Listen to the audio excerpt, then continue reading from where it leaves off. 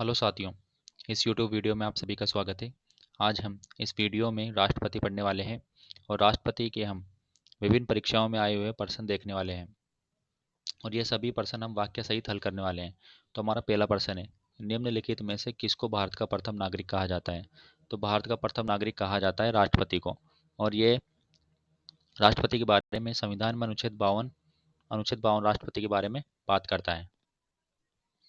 भारत का राष्ट्रपति भारत का प्रथम नागरिक कहलाता है और अनुच्छेद 52 में कहा गया है कि भारत का एक राष्ट्रपति होगा। भारतीय रक्षा सेनाओं का सुप्रीम कमांडर कौन होता है? तो भारतीय रक्षा सेनाओं का सुप्रीम कमांडर होता है राष्ट्रपति। संविधान के अनुच्छेद 53(2) के अनुसार भारत संघ के रक्षा बलों का सर्वोच्च राष्ट्रपति होता है और भारत की सेना का सुप्रीम कमांडर भी राष्ट्रपति ही होता है। संविधान के अनुच्छेद 54 के अनुसार भारत के राष्ट्रपति का निर्वाचन करते हैं। तो अनुच्छेद 54 राष्ट्रपति के निर्वाचन के बारे में बात करता है और भारत के राष्ट्रपति का निर्वाचन लोकसभा, राज्यसभा और राज्य विधानसभाओं के निर्वाचित सदस्य करते हैं, जिसमें दिल्ली और पांडिचेरी के संघ शासित प्रदेश के सदस्य भी होते हैं। अनुच्छेद 54 राष्ट्रपति का निर्वाचन से संबंधित है। राष्ट्रपति का निर्वाचन ऐसे निर्वाचक मंडल द्वारा किया जाता है जिसमें शामिल होते हैं संसद के दोनों सदनों यानी लोकसभा और राज्यसभा के निर्वाचित सदस्य, राज्य की विधानसभाओं के निर्वाचित सदस्य। राज्यों में वे राज्य भी शामिल होते हैं जो संघ क्षेत्र एवं विधानसभाओं वाले राज्य हैं, जैसे दिल्ली एवं पांडिचेरी के विधानसभा के निर्वाचित सदस्य। भारत के संविधान के किस अनुच्छेद के अंतर्गत राष्ट्रपति का चुनाव होता है? तो भारत के संविधान के अनुच्छेद 54 के अनुसार राष्ट्रपति के चुनाव की बात करता है या निर्वाचन के बारे में अनुच्छेद 54 बात करता है। भारतीय संविधान के अनुसार राष्ट्रपति का निर्वाचन एक निर्वाचक मंडल के सदस्यों द्वारा किया जाता है।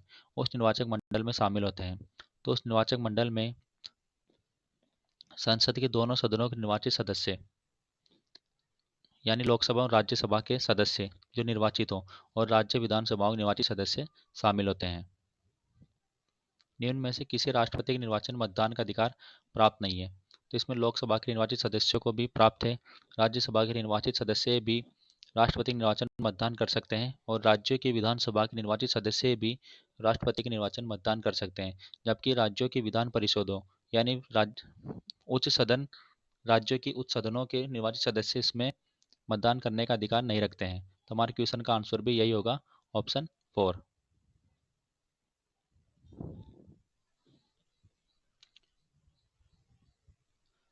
राष्ट्रपति के निर्वाचन में राज्य का मुख्यमंत्री मतदान करने के लिए पात्र नहीं होता है। यदि यदि वह स्वयं प्रत्याशी हो तो ये तो मतदान करने में पात्र होता है। वह राज्य विधानमंडल में उच्च सदन का सदस्य हो तो वह उच्च सदन का सदस्य हो तो वह मतदान नहीं कर सकता है, यानी विधान परिषद का वो सदस्य हो तो वह मुख्यमंत्री के राष्ट्रपति निर्वाचन में मतदान नहीं कर सकता है। तो हमारे क्वेश्चन का आंसर है ऑप्शन 2। भारत के राष्ट्रपति का चुनाव पद्धति क्या है? तो भारत के राष्ट्रपति की चुनाव पद्धति है एकल संक्रमणीय प्रतिनिधित्व पद्धति के अनुसार।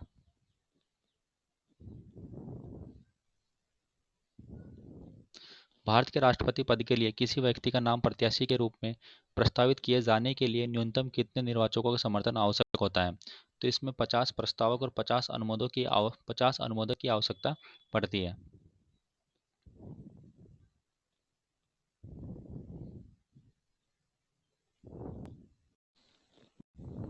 भारत का राष्ट्रपति अपना त्यागपत्र किसे प्रेषित करता है?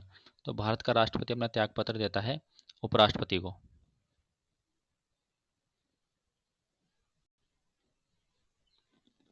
अनुच्छेद 56(2) के अनुसार राष्ट्रपति अपना त्यागपत्र उपराष्ट्रपति को देता है। संविधान के अनुसार राष्ट्रपति द्वारा दिए गए त्यागपत्र की सूचना उपराष्ट्रपति द्वारा तुरंत दी जाएगी। तो जैसे ही राष्ट्रपति द्वारा अपना त्यागपत्र उपराष्ट्रपति को दिया जाता है तो उपराष्ट्रपति तुरंत ही यह सूचना लोकसभा अध्यक्ष को देता है। भारत के राष्ट्रपति के संबंध में महत्वपूर्ण कथन कौन सा है? तो राष्ट्रपति का पद का कार्यकाल 5 वर्ष का होता है, तो ये बिल्कुल सही है। जब तक उत्तराधिकारी के द्वारा ग्रहण नहीं कर लिया जाता है तब तक राष्ट्रपति पद पर बना रहता है, तो ऑप्शन 2 भी बिल्कुल सही है।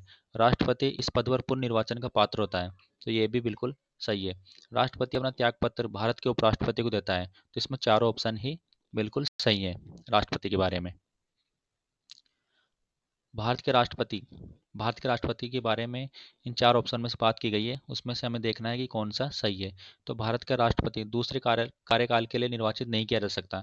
तो ये बात अमेरिका के राष्ट्रपति के बारे में है कि अमेरिका का राष्ट्रपति सिर्फ 2 बार ही चुना जा सकता है, केवल 2 कार्यकाल के लिए निर्वाचित किया जा सकता है। तो ये गलत है। कितने भी कार्यकाल के लिए निर्वाचित किया जा सकता है। तो भारत का राष्ट्रपति कितने भी कार्यकाल के लिए निर्वाचित किया जा सकता है, ये बात बिल्कुल सही है। तो हमारे क्वेश्चन का आंसर होगा ऑप्शन 3। यदि कोई व्यक्ति जो राष्ट्रपति के रूप में पद धारण करता है या कर चुका है, संविधान के अनुच्छेद 57 के अनुसार पुनर्निर्वाचित होने के लिए योग्यता रखता है। निर्वाचनों की संख्या में संविधान की कोई सीमा का उल्लेख नहीं है।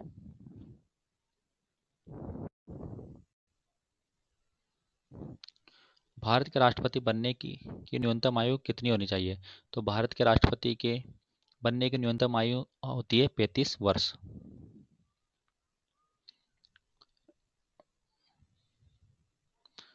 अनुच्छेद 58 के अनुसार राष्ट्रपति निर्वाचन होने की योग्यताएं। अनुच्छेद 58 में राष्ट्रपति निर्वाचन की योग्यताएं दी गई है, जिसमें पहली योग्यता है वह भारत का नागरिक हो, वह 35 वर्ष की आयु पूरी कर चुका हो, वह लोकसभा एवं सदस्य का निर्वाचित होने की योग्यता रखता हो, वह केंद्र सरकार एवं राज्य सरकार में किसी स्थानीय सरकारों के अधीन किसी लाभ के पद पर कार्य नहीं कर रहा हो। हालांकि राष्ट्रपति, उपराष्ट्रपति, राज्यपाल एवं केंद्र राज्य मंत्री पद आदि लाभ के पद नहीं होते हैं।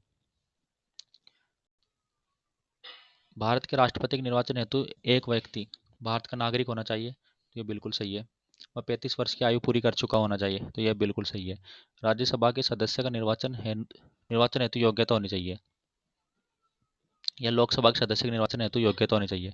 तो इसमें ऑप्शन पहला, दूसरा और चौथा सही है, जबकि राज्यसभा के सदस्य निर्वाचन हेतु योग्यता होनी चाहिए, ये गलत है। तो हमारे क्वेश्चन का सही आंसर होगा 1, 2 और 4।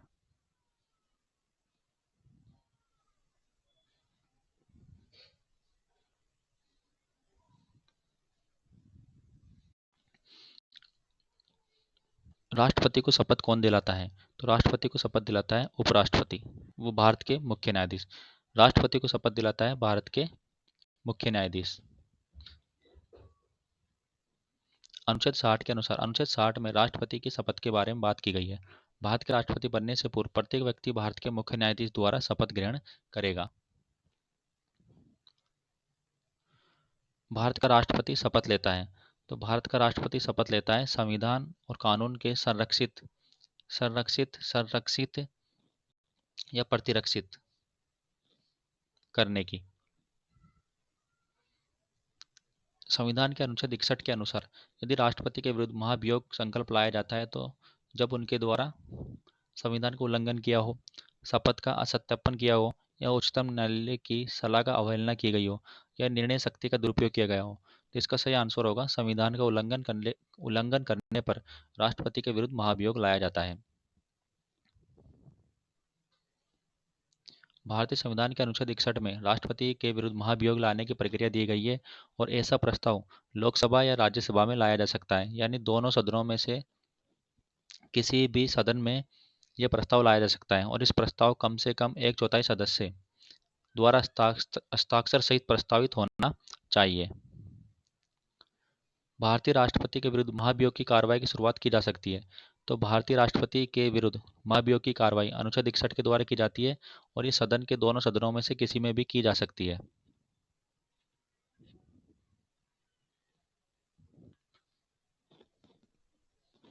भारतीय संविधान के किस अनुच्छेद में राष्ट्रपति पर महाभियोग चलाने की प्रक्रिया का प्रावधान है? तो भारतीय संविधान में राष्ट्रपति पर महाभियोग अनुच्छेद 61 में बात की गई है, और संविधान के उल्लंघन के आधार पर राष्ट्रपति पर महाभियोग चलाया जाता है, और महाभियोग संसद के किसी भी सदन में चलाया जा सकता है, या लोकसभा या राज्यसभा दोनों सदनों में किसी में भी प्रस्ताव लाया जा सकता है राष्ट्रपति पर महाभियोग चलाने की प्रक्रिया को लेकर। राष्ट्रपति के निर्वाचन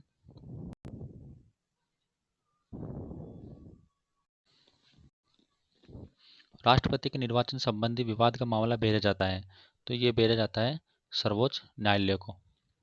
यानी राष्ट्रपति के निर्वाचन में जो भी विवाद होता है, उसका समाधान सर्वोच्च न्यायालय द्वारा ही किया जाता है। अनुच्छेद 71 में राष्ट्रपति या उपराष्ट्रपति के निर्वाचन से उत्पन्न सभी विवादों का निपटारा सर्वोच्च न्यायालय द्वारा ही किया जाएगा और उनका निर्णय ही अंतिम होगा। भारत में नियुक्तिकर्ता प्राधिकरणों संस्थाओं में से राष्ट्रपति निर्वाचन संबंधी विवादों पर विचार करने का अधिकार किसके पास होता है? तो ये होता है भारत के उच्चतम न्यायालय को। भारत के संविधान के किस अनुच्छेद में राष्ट्रपति को क्षमा प्रदान करने की शक्ति का उल्लेख है? तो भारत के राष्ट्रपति को क्षमा प्रदान करने की शक्ति अनुच्छेद 71 में, अनुच्छेद 72 में है। अनुच्छेद 72 में समाधान की शक्ति दी गई है राष्ट्रपति को। राष्ट्रपति को किसी अपराध के सिद्ध दोषी को व्यक्ति को दंड को क्षमा, परिवर्तित और मृत्यु दंड को अन्य दंड या निलंबित करने, उपसाबित करने या टालने की शक्ति होती है। यह शक्ति निम्न मामलों में होती है, जैसे मृत्यु दंड को क्षमा करना, यानी राष्ट्रपति मृत्यु दंड को भी क्षमा कर सकता है। केंद्रीय कानून, सेना, नौसेना, वायुसेना द्वारा दिए गए दंडों को माफ करना, किसी केंद्रीय अपराध में क्षमा करना। निम्नलिखित में से संविधान कौन से अनुच्छेद में राष्ट्रपति तथा प्रधानमंत्री के बीच संबंधों को स्पष्ट रूप से शामिल किया जाता है? तो ये 74, अनुच्छेद 74, 75 और 78 राष्ट्रपति और प्रधानमंत्री के संबंध के बारे में बात करता है। मंत्रिपरिषद द्वारा राष्ट्रपति को दी गई सलाह की जांच कौन कर सकता है? तो ये जांच सलाह के दायरे में नहीं आती है। भारतीय संविधान के अनुच्छेद 74 के तहत राष्ट्रपति किसकी सलाह से कार्य करता है? तो राष्ट्रपति मंत्रिपरिषद की सलाह से कार्य करता है। भारतीय संविधान के निम्नलिखित में से किस एक संशोधन द्वारा राष्ट्रपति को कोई भी मामला मंत्रिपरिषद द्वारा पुनः विचार हेतु वापस भेजने का अधिकार होता है? तो ये होता है 44वें संविधान संशोधन द्वारा 1978। संघ सरकार में उनके प्रसाद के दौरान कार्मिकों में मंत्रियों की नियुक्ति कौन करता है? तो ये नियुक्ति करते हैं राष्ट्रपति।